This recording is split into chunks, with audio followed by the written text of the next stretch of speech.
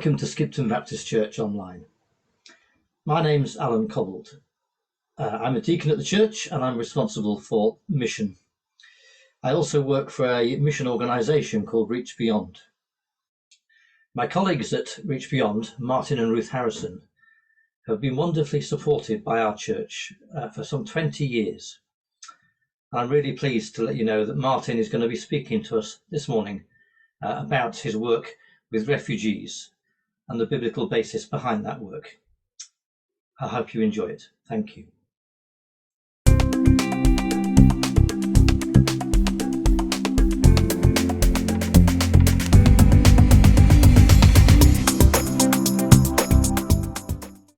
People are on the move. They always have been, and they always will be. However, now, in the 21st century, more people are on the move than ever before, and for more reasons than ever before. We're in unprecedented times and uncharted waters. The Industrial Revolution has brought tremendous development and advances to our planet in healthcare, agriculture, and living standards. But hand in hand with that has been explosive population growth around the world. Today, there's immense pressure on natural resources like land for farming. Forests and water resources are being used unsustainably and are severely depleted. Nations compete for resources, sometimes resulting to war. Population pressures and the rapid pace of global change see some nations fighting over differences in religions and ideologies. These long-established bedrocks of identity are being eroded, and they struggle to find relevance in the 21st century. There has been immense rural to urban migration and the phenomenal growth of global megacities. Now, on top of this, we're facing unprecedented global climate change. All of this is leading to a massive and increasing global population movement. Some of this is planned. People move to new countries to settle and to find work, and they'll use the legal mechanisms for migration. But for many others, their movement is unplanned. People are forced to move for their own survival because of war, famine, droughts, or floods. By 2050, there will be 250 million climate refugees, excluding wars and conflict. Some of these people use legal routes, but the legal processes cannot cope with the sheer numbers involved. Therefore, many will end up having to move illegally, using dangerous methods and risking exploitation, and even death at the hands of human traffickers. So this begs the question, what should my response be as a Christian? What should I think? What should I do? In a minute, we'll look at why I think Christians really need to get involved with reaching out to migrants, refugees, and asylum seekers. We'll look at some specific Bible verses and see that God encourages, even commands us, to look out for the downtrodden and the wanderer. And we'll see that there is both risk and reward involved. But before I get into that, we're going to see a short but very relevant video by the BBC. This will help us to understand a little bit more about what it's like to be a refugee. My name is Ru'a.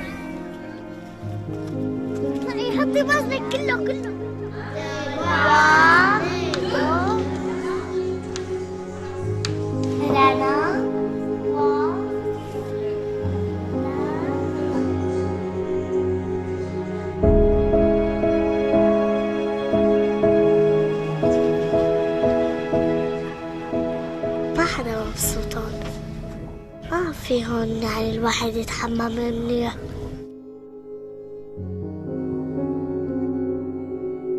بيشتركوا مع بعض وهيك. كمان الحمامات نفس الشيء، كل شيء هون ما بيخلوا إلا شيء مع بعض. هون ما في شيء منيح.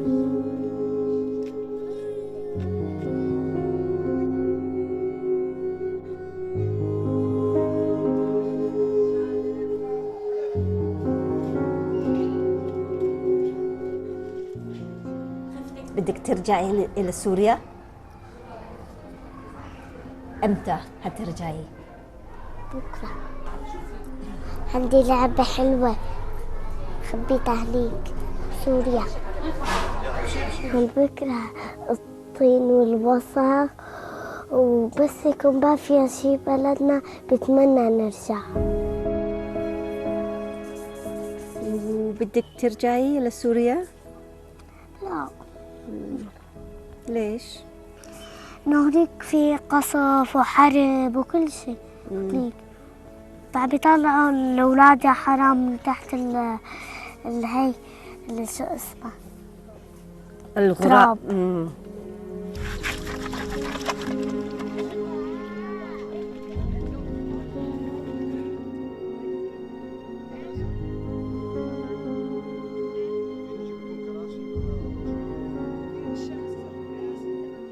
ما حدا مبسوط هون من عائلتي.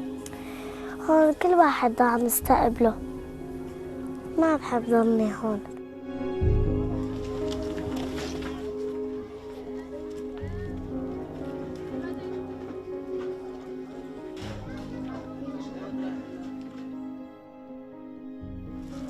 كنا متأملين يعني إنه مثلا فترة إنه حنرجع على بلدنا، ما حاسبين إنه هيك حيصير.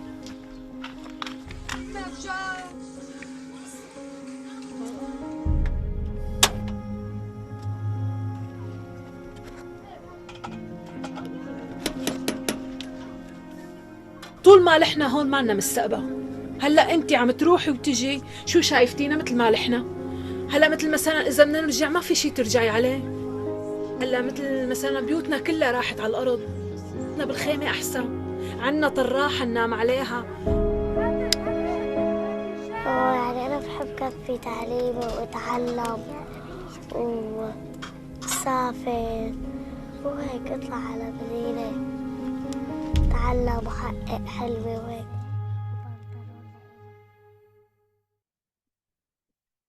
This video provides a pretty graphic and clear picture of life as a refugee. We learn that refugees are people who are fleeing the past, escaping the horrors of war and violence, or others escaping famine, failing economies, or climate change-induced disasters.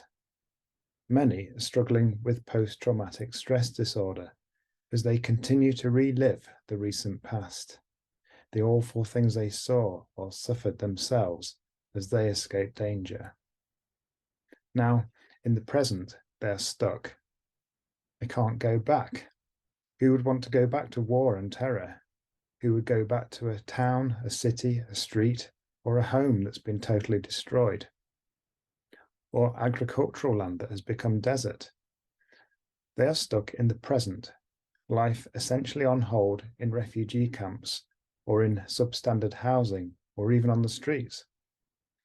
Many are left largely dependent on food distribution. There is often no paid employment allowed, and a lot of autonomy is taken away. Add to this the fact that conditions are very poor in the camps too, cramped and basic living conditions, and often no private bathrooms or toilets. All of this results in people such as we saw in the BBC video, expressing their pain, their lack of hope, their fears for the future. They are also aware that they are largely unwanted people, an inconvenience, or even a threat in the minds of some in Europe. Migrants and refugees are human beings made in the image of God, yet they have been stripped of dignity and dehumanized. So what about the future? Do we sit around and do nothing and pretend there is no refugee crisis? Do we wait and hope that it will just go away, that they would just go away? The EU and the UK have not adequately engaged with this crisis.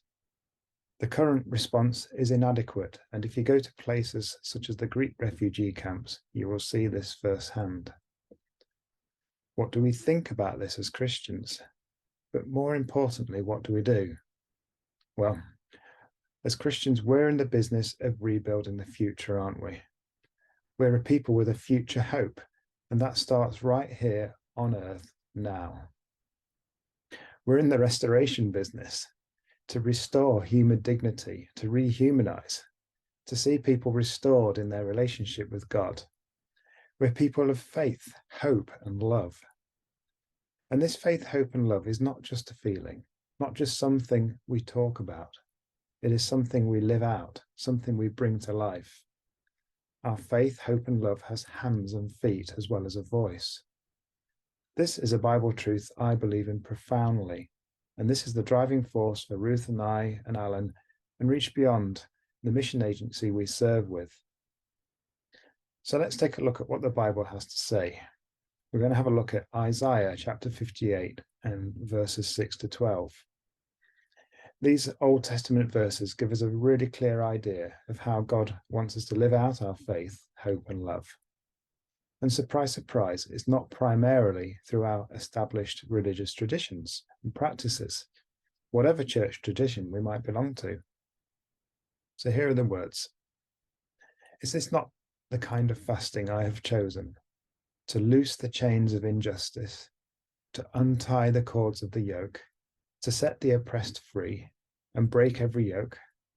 Is it not to share your food with the hungry and to provide the poor wanderer with shelter?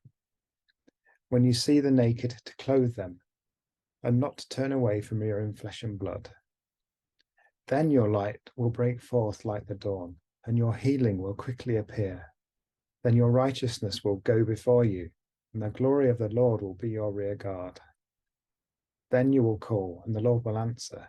You will cry for help, and he will say, Here am I. If you do away with the yoke of oppression, with the pointing finger and malicious talk, and if you spend yourselves on behalf of the hungry and satisfy the needs of the oppressed, then your light will rise in the darkness, and your night will become like the noonday. The Lord will guide you always. He will satisfy your needs in a sun-scorched land, and will strengthen your frame. You will be like a well-watered garden, like a spring whose waters never fail. Your people will build the ancient ruins and will raise up the age-old foundations. You will be called repairer of broken walls, restorer of streets with dwellings. In these verses, we see some amazing truths and some very clear guidance. God is into restoration and repair in a big way. And he expects us to be involved too. In particular, he has a heart for the captives, the oppressed, the downtrodden, migrants and refugees, if you like. And he wants us to step out and get involved, promising to be with us. Today is the biggest opportunity we've had in a long time to share Christ among unreached people. Perhaps the biggest opportunity the Christian church has ever had. So let's look at these verses in a bit more depth. What kind of fasting? In other words, what type of worship does he want? In this chapter of Isaiah, he's not interested in religious duty or tradition, whether that is corporate or personal. He is interested, however, in a very practical sacrifice of praise. We use fasting to draw close to God. It's an act of sacrifice. We give time to fasting. We go without something, perhaps food or comfort or material well-being, to focus our attention on God.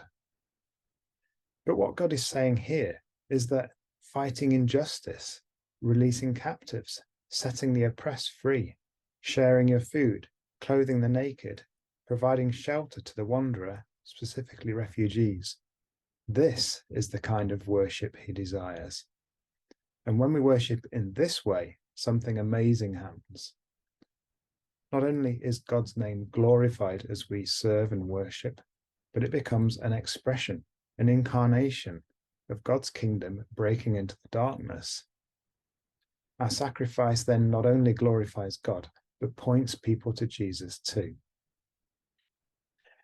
Verse 8 speaks of God's light breaking forth like the dawn, of light rising in the darkness and the night becoming like noonday. This is what happens when God's kingdom breaks in. I want to be a part of that. Maybe you do too.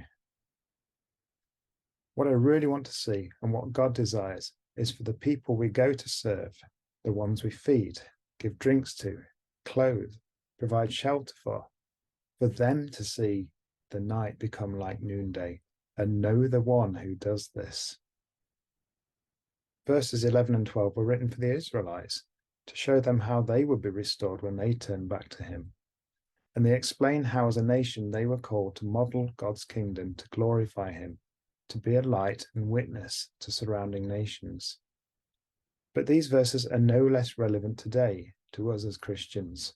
We are a nation, a people, a family, set apart to worship God, to glorify his name, and to be a witness to all peoples on earth. This doesn't happen behind closed doors where nobody can see us. No one lights a candle and then covers it up.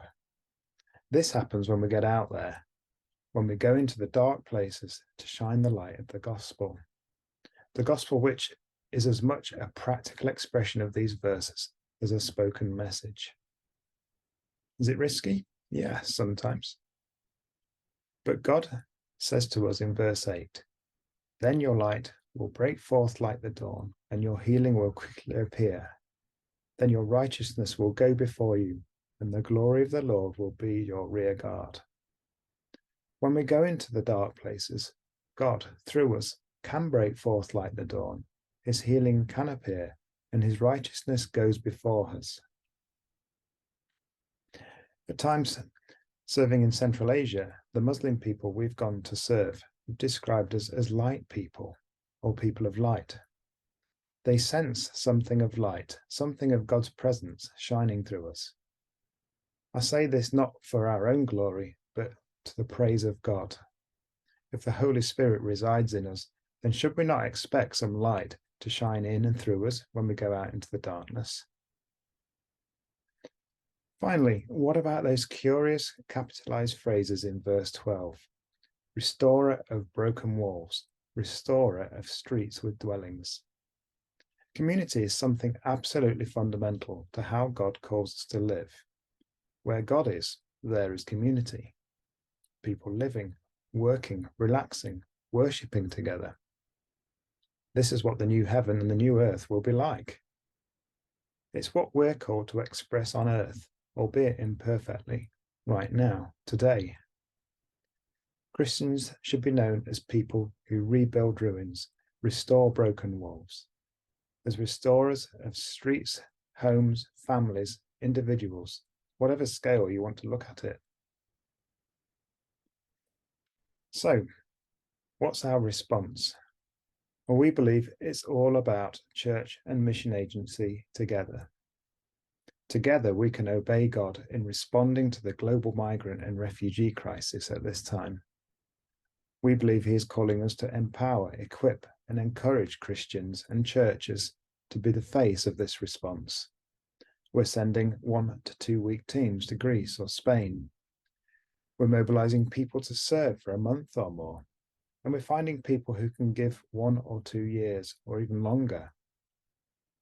These are ways churches and Reach Beyond can work together. And migrants and refugees are coming to the UK too.